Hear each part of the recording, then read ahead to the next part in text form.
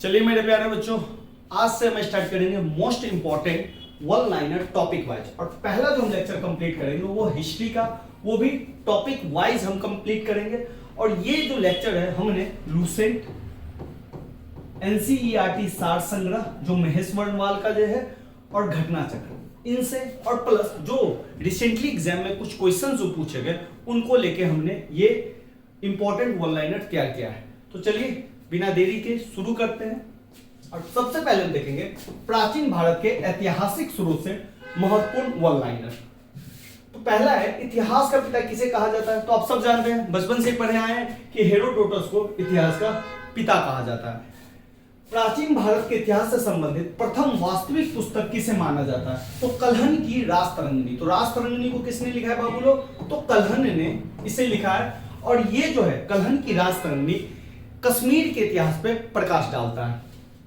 उत्कीर्ण चिन्ह वाले प्राचीनतम सिक्के क्या कहलाते हैं? तो इसे हम आहत सिक्के या पंचमार्क कॉइन कहते हैं। ये उत्कीर्ण चिन्ह क्या होता है? तो पहले जो है ना धातु लिया जाता था, उस पे ना कोई चीज से पंच किया जाता था, तो इसी को कहा जाता था आहत सिक्के या पंचमार्क। भारत में प्रागैतिहासिक खोज प्रारंभ करने का श्रेय किसे दिया जाता है? तो डॉक्टर प्राइम रोज को। ठीक है, प्रागैतिहासिक, अब इतिहास को अगर बांटिएगा तो इसको 3 खंडों में हम बांट सकते हैं, क्योंकि इतिहास बहुत लंबा कालखंड है, तो इसको हम 3 हिस्सों में बांटते हैं। एक को हम बोलते हैं प्रागैतिहासिक, प्रागैतिहासिक।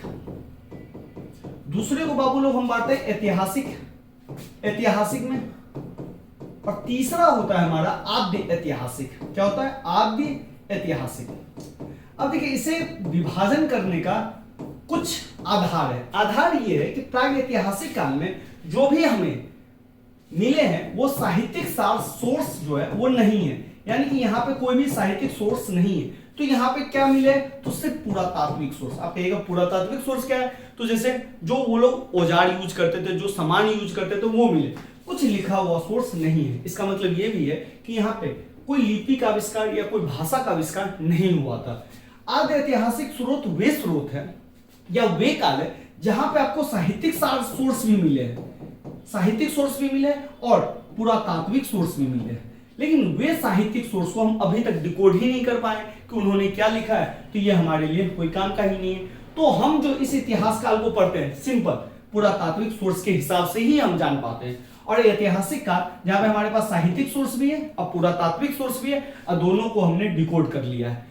पुरातात्विक सोर्स को तो हमने डिकोड किया ही है, यहाँ के साहित्यिक सोर्स को भी हमने बाबू लोग डिकोड कर लिया है। तो एक चीज इसमें ध्यान रखिएगा कि इसमें जो है हड़प्पा सभ्यता से पहले, जो हड़प्पा सभ्यता से जो पहले का काल है, जिसको हम पाषाण काल भी बोलते हैं, उसको हम रखते हैं पाषाण काल को। आद्य ऐतिहासिक में हम लोग बाबू लोग किसको रखते हैं? तो हड़प्पा सभ्यता। और ऐतिहासिक में हम लोग बाबू लोग वैदिक काल से बाद वाले काल को या वैदिक काल से हम ऐतिहासिक काल को मानते हैं।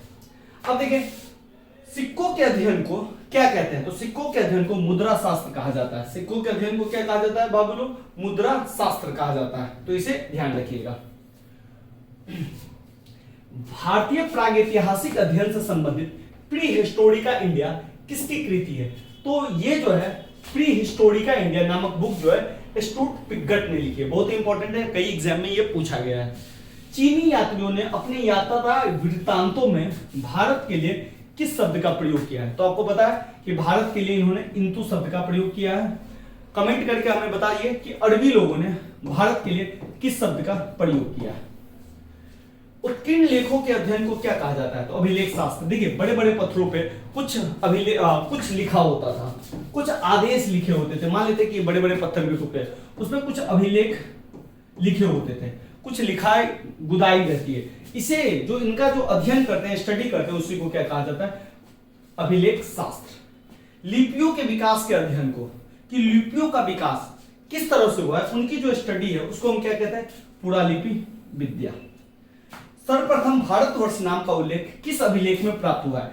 तो उड़ीसा में हाथीगुम्फा अभिलेख है, वहां से ये भारतवर्ष के नाम का पहली बार जिक्र हुआ है। तो इस तथ्य को भी ध्यान रखिएगा। प्राचीन भारत का सर्वप्रथम सुनियोजित इतिहास किसने तैयार किया था? तो वी.ए. स्मिथ ने।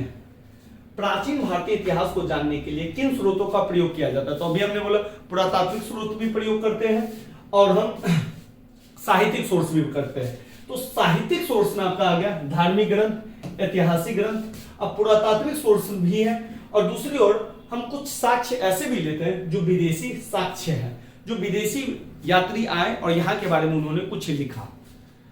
ब्राह्मी लिपि को सर्वप्रथम किस विद्वान ने पढ़ा था? तो ब्राह्मी लिपि को सबसे पहले जेम्स प्रिंसप ने पढ़ा था 1837 में, और यहीं से उन्होंने पियदस्सी को अशोक के नाम से पहचाना था। भारत के प्राचीनतम ग्रंथ वेदों का संकलन करता किसे माना जाता है? तो प्राचीनतम ग्रंथ वेदों का संकलन करता महर्षि कृष्णद्वैपायन वेद व्यास को कहा जाता है। पौराणिक मान्यता के अनुसार भारत के प्राचीनतम राजा कौन थे? तो विवस्वत मनु को प्राचीन मान्यता के अनुसार राजा माना जाता है। वायु पुराण में किस वंश का उल्लेख मिलता है? तो वायु पुराण में आपके गुप्त वंश का उल्लेख मिलता है, और गुप्त वंश के बारे में भी हम आगे देख लेंगे। कौटिल्य अर्थशास्त्र से किस वंश के इतिहास की जानकारी मिलती है? तो कौटिल्य के अर्थशास्त्र से हमें मौर्य वंश की जानकारी मिलती है। ध्यान रखिएगा कि कौटिल्य का नाम ही विष्णुगुप्त है, इन्हीं का नाम जो है आपका चाणक्य है, तो ये भी नाम ध्यान रखिएगा। जैन धर्म का प्रारंभिक इतिहास किस ग्रंथ से प्राप्त होता है? तो ये कल्पसूत्र, उन्हीं के किताब का नाम है कल्पसूत्र, जिनको हम कल्पसूत्र बोलते हैं, उससे हमें जैन इतिहास के बारे में पता चलता है। मत्स्य पुराण किस वंश से संबंधित है? तो मत्स्य पुराण जो है आंध्र सातवाहन वंश से संबंधित है। आंध्र प्रदेश जहां पे है, आंध्र क्षेत्र, वहां पे सातवाहन वंश का उदय हुआ था, और वहां पे जो उदय था जिस सातवाहन का, उन्हें आंध्र सातवाहन कहा गया। विष्णु पुराण किस वंश से संबंधित है? तो ये मौर्य वंश से संबंधित है। खरोष्ठी लिपि लिखी जाती थी, तो खरोष्ठी लिपि ध्यान रखिएगा दाएं से बाई की ओर लिखी जाती थी। नारद स्मृति में किस वंश के बारे में जानकारी मिलती है? तो नारद स्मृति में गुप्त वंश के बारे में आपको जानकारी मिलती है। स्मृति ग्रंथों में सबसे प्राचीन एवं प्रमाणिक पुस्तक कौन सी मानी जाती है? तो स्मृति ग्रंथों में मनुस्मृति सबसे प्राचीन और पुरानी पुस्तक मानी गई है। शुंग काल का मानक ग्रंथ किसे कहा जाता है? तो ये मनुस्मृति है, जिसमें बहुत सारे हिंदू लॉ को लिखा गया था, बहुत सारे कठोर नियम को लिखा गया था, इसलिए अंबेडकर बाबा ने इसे जलाया था कि शूद्रों की स्थिति जो इतनी खराब हुई है या भयावह हुई है, इसी ग्रंथ के कारण हुआ है। स्त्री को पुरुष के अर्धांगिनी किस ग्रंथ में कहा गया? तो ये शतपथ ब्राह्मण में कहा गया। आगे हम देखेंगे कि प्रत्येक वेद के लिए ब्राह्मण लिखे गए, आर्णयक लिखे गए, उपनिषद लिखे गए। तो शतपथ ब्राह्मण में पुरुष स्त्री को पुरुष के अर्धांगिनी कहा गया। पूरा लेख विद्या से क्या अभिप्राय है? तो शिलालेखों का अध्ययन करना। पूरा अवशेष का महानतम अन्वेषक किसे माना जाता है? तो चार्ल्स डार्विन को पूरा अवशेषों का महानतम अन्वेषक यानी कि खोजकर्ता माना जाता है। इब्न बतूता का यात्रा वृत्तांत किस नाम से प्रसिद्ध है?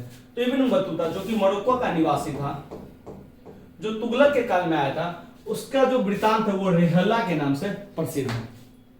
वेनसांग ने किस विश्वविद्यालय में बौद्ध धर्म का अध्ययन किया था? तो यह था नालंदा विश्वविद्यालय, जो कि प्राचीन विश्वविद्यालय है। बौद्ध स्तंभ लेख में किसकी जानकारी मिलती है? तो शुंग काल की। वेनसांग ने अपनी यात्रा वृत्तांत का वर्णन किस पुस्तक में किया है? तो सी यू की। अरबी भाषा की पुस्तक किताब अल हिंद की रचना किसने की थी? तो अल बरूनी ने इसकी रचना की थी। मोरक्को का यात्री इब्न बतूता किस सुल्तान के काल में आया हुआ था? तो मोहम्मद बिन तुगलक के काल में आया था, और पीछे हमने पढ़ा कि इनकी जो प्रसिद्ध कृति है वो है रेहला। मार्को पोलो द्वारा किस राज्य की यात्रा का उल्लेख मिलता है? तो मार्को पोलो ने पांड्य राज्य जो कि साउथ का राज्य है, वहां का यात्रा किया था। पतंजलि के महाभाष्य से किस वंश के इतिहास का पता चलता है? तो सुंग वंश के इतिहास का पता चलता है। अब देख लेते हैं कुछ उस टाइम के बुक, उसकी रचनाएं और यात्री विवरण। अब देखिए कि फाहियान जो लेखक है वो समय किस समय में आया है उसको ध्यान रखना है तो रख सकते हैं, लेकिन फाहियान जो आया है वो प्रथम चीनी यात्री है जो चंद्रगुप्त द्वितीय के समय भारत आया। बहुत ही इंपॉर्टेंट है फाहियान, इसको थोड़ा सा ध्यान रखिएगा।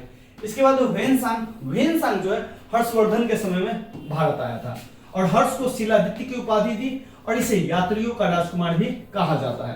तो ये दोनों जो है बहुत ही इंपॉर्टेंट है। फाहियान चंद्रगुप्त द्वितीय के दरबार में, और वेनसांग किसके दरबार में आया?